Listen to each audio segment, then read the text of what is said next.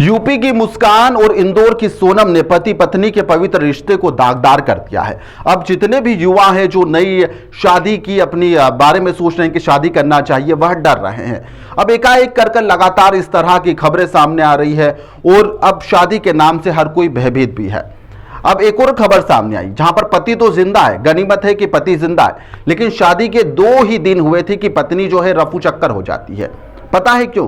क्योंकि उसके पहले पति ने कहा था कि तुझे शादी करना है, उसने पहले पति ने ही शादी करवाई और उसके बाद में जो दूसरी शादी हुई उसके यहाँ पर वह 2 दिन रहती है और उसके बाद में रफू चक्कर हो जाती है। घूम गया ना आपका भी दिमाग। दरअसल यह एक धंधा है जिसको लेकर यहाँ पर एक दुल्हन है, पैसे के लिए पैसे लेती है और उसके बाद में रफू चक्कर हो जाती है। एक पूरा गिरोह देश भर में काम कर रहा है और इस तरह लुटेरी दुल्हन जो है अपने काम को 2 या 3 दिन या 1 महीने में अंजाम देती है। पूरे घर को समझती है कहाँ कहाँ पर पैसा रखा हुआ है और रफू चक्कर हो जाती है।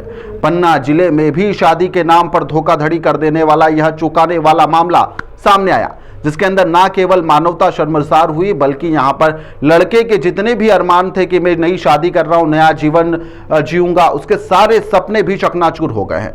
मामला सेहला थाना क्षेत्र के ग्राम छिजोरा का है, जहां पर पंकज पाठक के पिता ने 2 लाख रुपए कहीं से इकट्ठा करे थे। बेटे की शादी करवाना है तो यहां पर दुल्हन को दे भी दिए थे।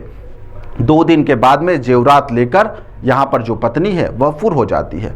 पुलिस ने यहां पर जल्दबाजी दिखाई और पूरे मामले में खुलासा कर दिया।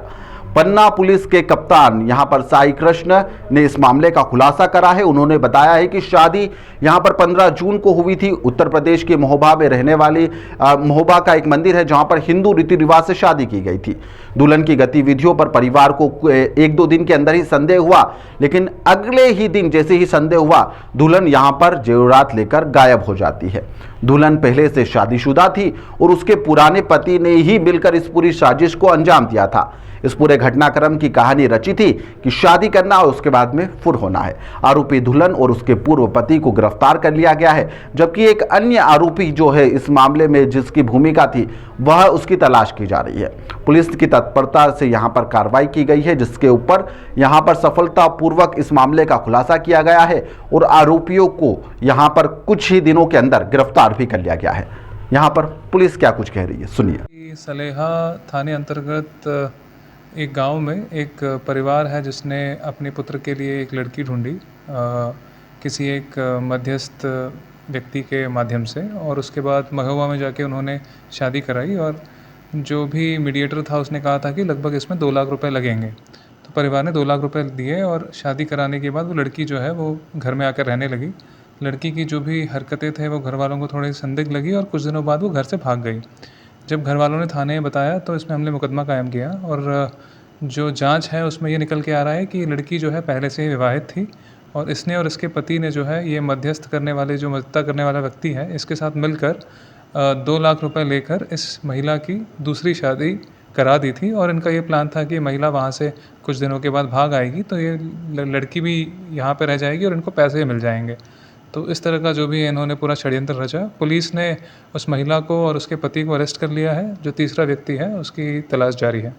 ऐसा कंप्लेंट आया है, वही ये सब जांच में क्लियर हो जाएगा। ऐसे में यदि आप भी नए जीवन की शुरुआत करना चाह रहे हैं, कहीं पर शादी ब्याह की आपके परिवार में कहीं बात चल रही है, तो एक बार पूरे परिवार के रिश्तों को आप खंगाल लीजिए, पूरी जानकारी निकाल लीजिए। लड़की और लड़का पक्ष को लेकर यहाँ पर जितने भी नए नाम सामने आ रहे हो और जितनी भी खबरें सामने आ रही है उसको लेकर सचेत रहने की ज़रूरत है। ऐसे में यदि आप शादी के नए बंधन में बंधने जा रहे हैं तो आपको इससे पहले यहाँ पर सब चीज़ों की जानकारी होना चाहिए कि पत्नी कौन है, कहाँ पर रहती है, उसका पुराना इतिहास क्या है। इस तरह की जानकारी आप जुटा लें, परिवार को लेकर भी जुटा लें, ताकि इस तरह की लूट से आप लोग बच सकें। फिलहाल के लिए इस खबर में इतना ही। आप देखते रहिए द लपेटा।